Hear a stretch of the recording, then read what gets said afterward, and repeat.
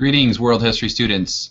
Here is the next set of questions for Chapter 3, Section 4. I'll read these to you, and again, the concept is to listen to each of the questions, push pause, and then look for the answer, and don't push play for the next question until you found the answer to the question you're on. Okay? And this way, you should be able to stay a little bit more focused on reading if you're the kind of person like me who gets off track a little bit easily. So the green, blue, and black questions are all ones found in your book, and then I help you to answer those a little bit better by asking you these red questions, questions that aren't in the book, questions that I've sort of created myself to make sure that you have the building blocks for the black questions, which will be your building blocks for the blue, and then those will be the building blocks for the green questions. So hopefully you're following that. Here we go. In the first section, there's a red heading, at the end of which that section has another question. In what different ways did people live in ancient China?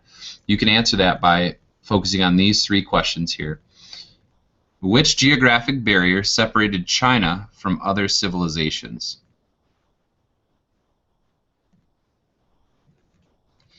What type of people seem to have the most contact with the early Chinese? How did the Huang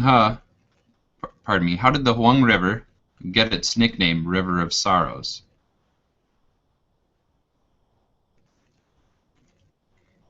The next section with the red heading has a checkpoint question.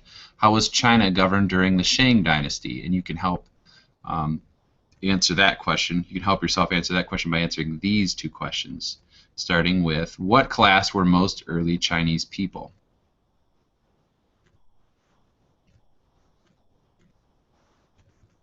And then, how did most peasants spend their time?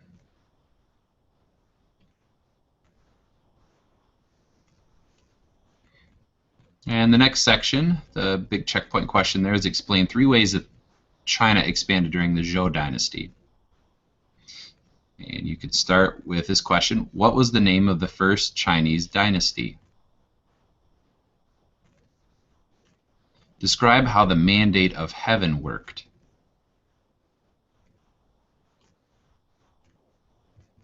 What is feudalism? How did the Zhou economy, pardon the misspelling, improve?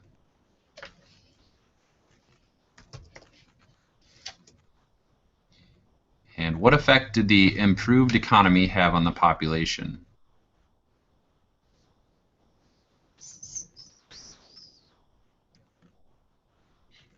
The next checkpoint question, what did early Chinese communities do to ensure good harvests? Start with, were the early civilizations in China monotheistic or polytheistic? Who did the Chinese pray to and why?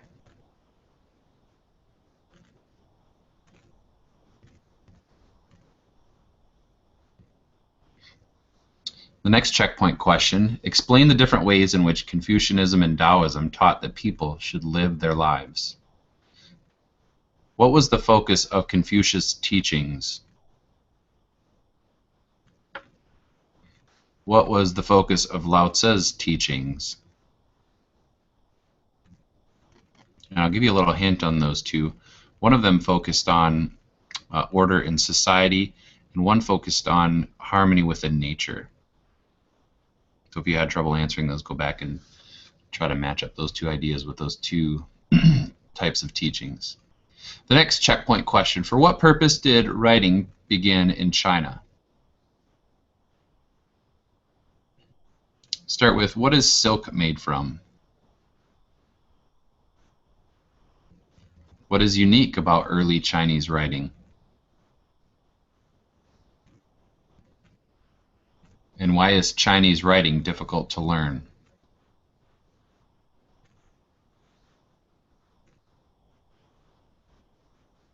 All right, hopefully these questions are helping a little bit. Please take a second and fill out the survey that you can find on my blog, www.rorycalendar.blogspot.com, and I'll try to send out reminders on Remind 1012 with links to those surveys and these videos, so you have lots of access to all these things. But those surveys are really helpful to me Let me know whether or not these are helping anyone, and if they are helping at least one person, I'll keep doing them. And if they're not helping anybody, then I'll bag it and try something new. Good night, and we'll talk to you at the next set of guided reading questions.